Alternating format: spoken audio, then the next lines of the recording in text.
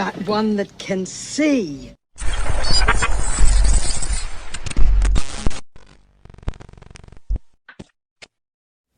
All right, I want to share this. It has to do with the swab test.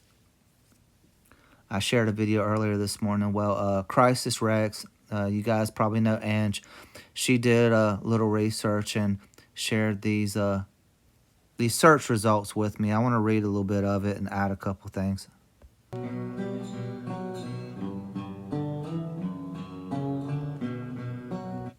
This is what's in them. It's the reagents and antigen tests. Antigen tests specifically use reagents that contain antibodies.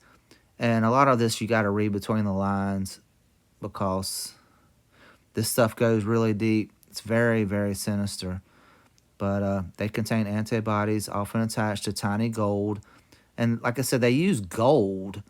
We all know that they use gold and silver in computer chips and stuff like that.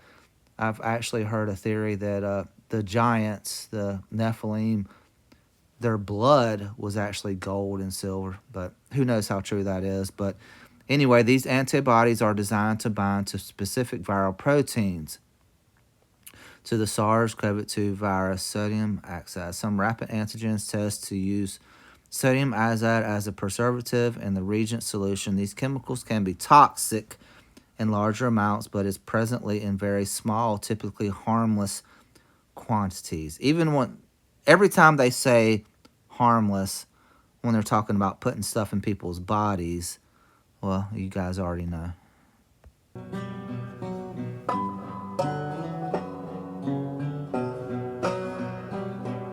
Okay, here's one, sodium. And you got to forgive my my pronunciation because I'm just doing the best I can. But azide, whatever sodium azide, many rapid antigen test kits contain sodium azide.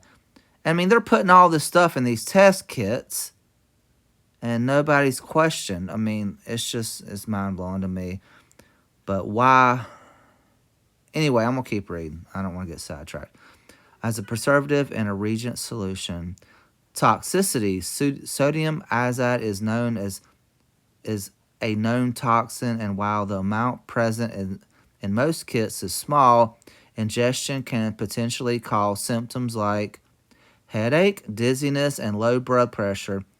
In a very large dose, it can be fatal. Holy cow. This sounds like something I want to give to my child or give to anybody. But accidental exposure. Poison control centers have reported cases of accidental exposure, primarily involving children who ingest the liquid or adults who mistake the vials for eye drops.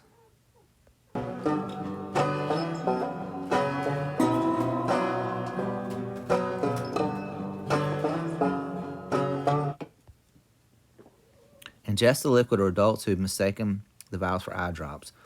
Ingestion isn't the only concern. Skin and eye contact can also cause irritation. Other chemicals, some kits may contain other ingredients. You guys my cat is over there. She's acting crazy. A lot of times when I do a video, she'll start whining. But anyway, just bear with me. Some kits may contain other ingredients like Triton X.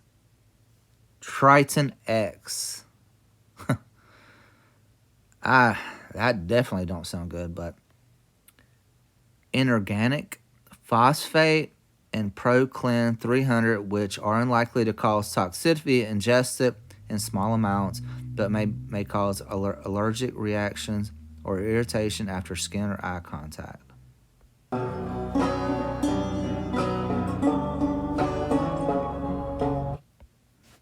Okay, the reagents in antigen tests. Antigen tests are specifically antibodies, often tagged with a detector molecule like colloidal gold. I know you guys have all heard of colloidal silver, but it's colloidal gold, which are designed to bind to particular viral proteins of SARS-CoV-2. These labeled antibodies are the core component for detecting the presence of the virus in the sample. These additional chemicals work in concert with sodium iodide as preservative to create an optimal environment for the test to function correctly, ensuring the accurate and reliable detection of viral antigens. The guy that put these tests out even admitted that they're not accurate. You get false positive all the time. But in my opinion, this stuff is like very, very dark magic. It's what's that word they use? Shoot, I'm drawing a blank now, but I'll remember it here in a second.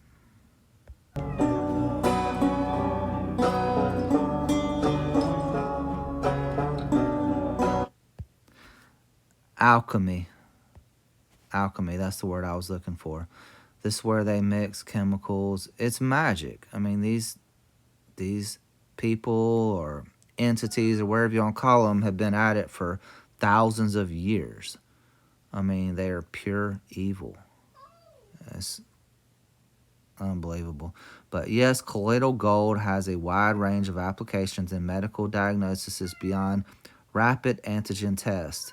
Its unique properties like biocompatibility, high surface area to volume ratio, light absorption capabilities, and the ability to be easily modified make it a valuable tool in various. But if you guys never really looked into alchemy and how they use it, they are definitely magicians. That's what the whole pharmakia, like it says in the Bible, sorcery, is talking about. I'm getting ready to kill a cat here in a minute. All right.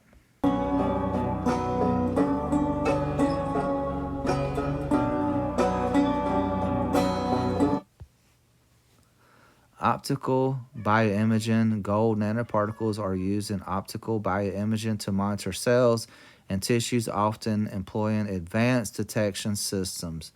Biosensors, enhanced biosensors, gold nanoparticulates, particulates or whatever, are incorporated into biosensors to improve. Hold on 1 second. I gotta get this crazy ass cat. Go.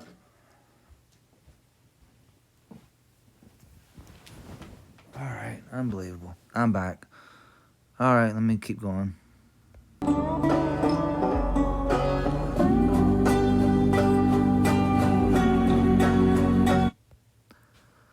Gold nanoparticles are incorporated into biosensors to improve their stability, sensitivity, and selectivity. They can act as electron wires to transport electrons and amplify signals.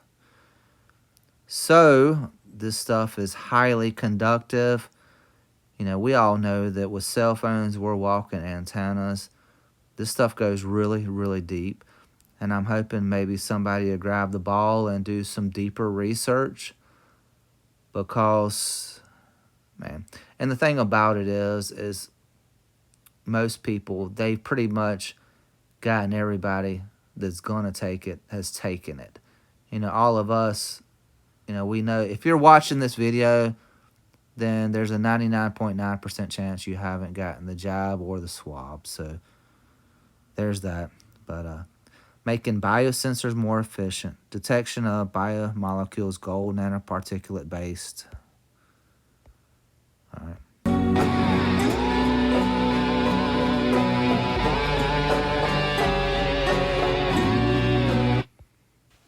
All right. Oxidative stress and DNA damage. You know, it all goes back to they're wanting to sit in the temple of God. They're wanting to change God's creation, change their DNA. The devil, Satan, wants to sit in the temple of God. He wants to create, which we all know he can't create anything, but he wants to change God's creation into his own creation. That's the abomination of all abominations. But the damage, AUNPS, have been shown to induce oxidative stress and generate reactive oxygen species, ROS, in cells, which can damage DNA, proteins, and cell membranes. DNA damage, including micronucleus introduction and strand breaks, has been observed in vitro and in vivo. But guys, this is way above my I don't want to say intelligence level, but or pay grade. This stuff right here is like high magic chemistry. I'm sure you guys know what I'm talking about, but let's keep going.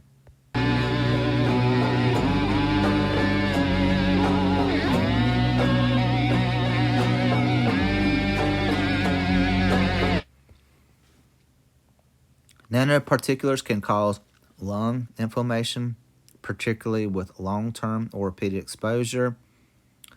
The brain concerns exist about the nanoparticulates potentially crossing the blood-brain barrier and causing neurotoxicity. But they're playing God. I mean, they're trying to. I'm pretty sure this is like killing people's immune system. There's like we have protection where God puts in the body, but they try to play God. And think about how many of these test kits were sent out. There were probably millions of these things. They're everywhere. And they were free. Anything free from this evil government, you already know.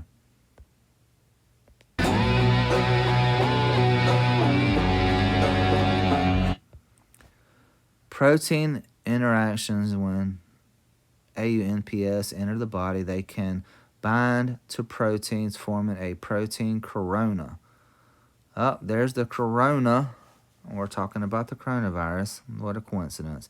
That may alter their behavior and interactions with biological systems, potentially influencing their penetration, transport, and overall toxicity. Like I said earlier, this is some serious hocus pocus, magic, alchemy, BS.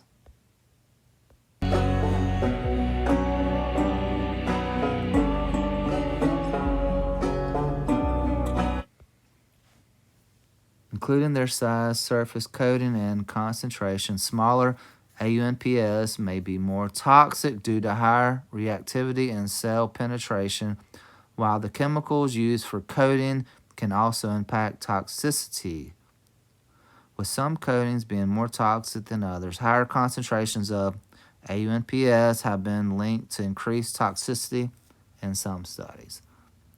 How many people out there, if they knew all this stuff was in there and read just a fraction of this, would have refrained from taking it in the first place?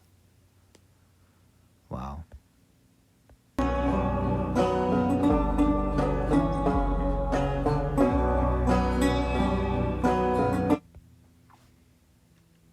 Established as valuable tools in several areas of biomedical research, but in contrast to a multitude of studies that address the clinical use of gold nanoparticulates, only little is known about potential toxicological effects such as induction or inflammatory immune responses, possible,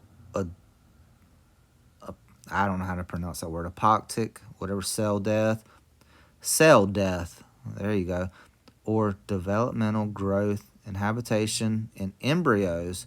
Therefore, the present study performed a systematic review of toxicological data, especially experimentally acquired data concerning in vivo toxicity, published in PubMed.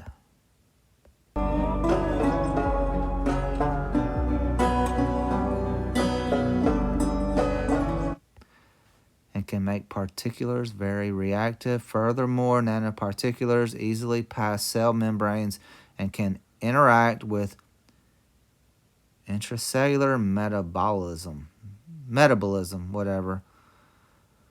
Like I said, guys, I'm a truck driver. I'm not an English major, but I'm doing the best I can. As at nanoscale, gold particulates may exhibit size-related properties that differ significantly from the known properties of non-nanoscaled gold particulates. One cannot predict reliability, the nature of AUNPS and biological systems, interactions between That word and living cells beside the size further potentially toxic features, and ops depend on charge and surface chemistry to generate an overview of gold. We're almost done here.